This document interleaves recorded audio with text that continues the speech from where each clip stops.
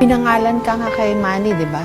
Emmanuel. Tapos Eman lang yung naging palayaw mo. Kamukha nga kayo, no? Salamat. Pero ang una mong ginamit na apelido, Bacosa. Bakit? Kasi yun po yung time na hindi pa po ko na-acknowledge ng daddy ko. Noong 2022, Pagkagaling nyo sa Japan? bumisita kami kay daddy. Pinapasok po kami, tapos niyakap po ako ng daddy ko ng mahigpit. Anak, miss kita. Tagal kita hindi nakita. Tapos niyakap ko rin siya. Ako, pinipigilan ko yung luha ko. Sobrang saya ko po talaga na nakita ko po siya noon. Hanggang ngayon, hindi ko po makalimutan yung moment na yun. 10 years po kasi kami hindi nagkita. Tapos yun, sinabihan ko po siya na, Dad, plano ko po sana mag-boxing. Sabi, anak, mahirap ang boxing, nak. Aral ka na lang. Puntahin na lang kita sa Amerika, ganun, ganito, ganyan. Sabi ko, pero Dad, passion ko po yung boxing eh. Biro mo, oh. Ang kapalit ng pagboboxing, papadala ka niya sa Amerika. Boxing pinili mo? Opo. Ngayon po, nag-aaral naman po ko ng ALS po.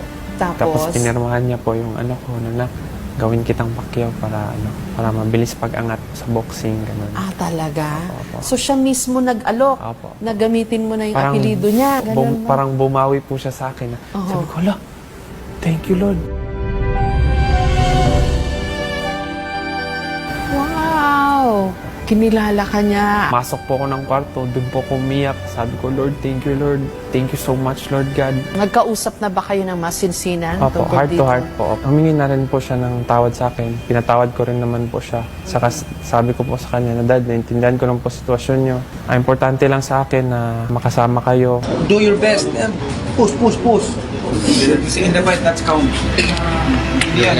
Sinusuportahan niya na po ako sa pangarap ko sa pagboboxing ko. Kaya yun po, na-appreciate ko po siya. Opo. As in, binibigyan ka niya ng pera para sa training mo, gano'n? Opo. Bumabawi naman po siya. May nakita akong video mo, pinakilala ka ni Manny, ng daddy mo kay Mami D. Yun po, yung time na nagbisita po kami, nakita ko po doon si Mami D. Yun. Sabi niya, uy, ma, apo mo ma. Sabi ni Mami D, hala, kamukha mo talaga man. Kamukha po daw si daddy pagdating sa pananalita, sa ugali po daw. Nung nakita ka namin sa Jensan, nag-e-ensayo nun si Manny sa isang tabi.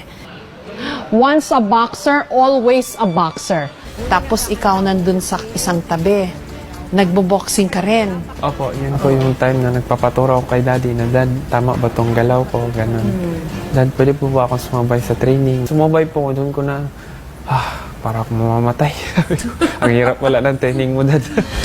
Hanggang nahanap na nga ni Eman ang kanyang sariling corner sa boxing ring. Anong gusto mong maabot sa pagbo-boxing, Eman?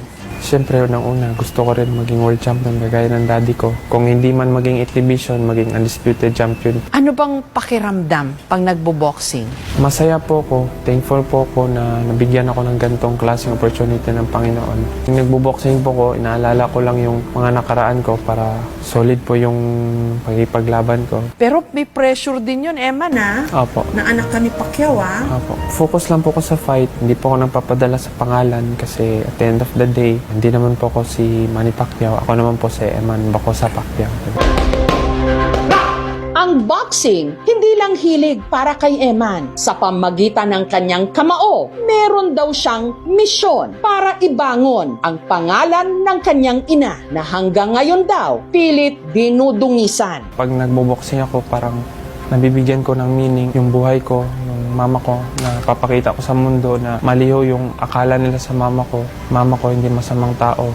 Makadiyos po ang mama ko. Pinalaki niya po ako ng mabuting puso. Para akong mixed emotion, natutuwa ako para sa anak ko, pero parang kinakabahan ako kaya ako parang naiiyak kasi hindi ko alam kung anong kahihinatnan nito pagkatapos ng interview na to.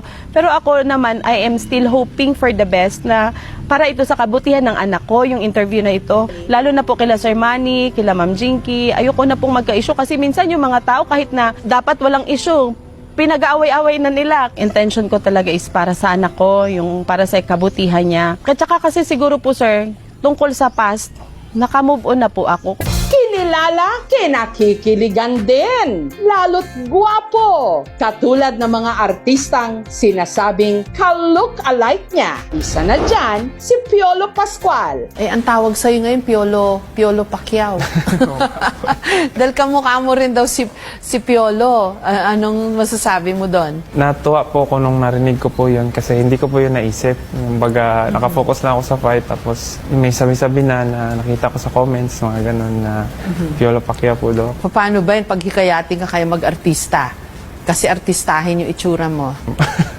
Sa endorsement na lang po, tsaka modeling. Paano ba yan? Eh, kamukha mo raw si Piolo Pascual. Eh, pag nasuntok ka sa mukha, Kaya nga po yun. pag nabalik ko yung mga ilong, paano yun? Okay lang naman po. Hindi naman po. Sanay naman po ako. May girlfriend ka na raw ba?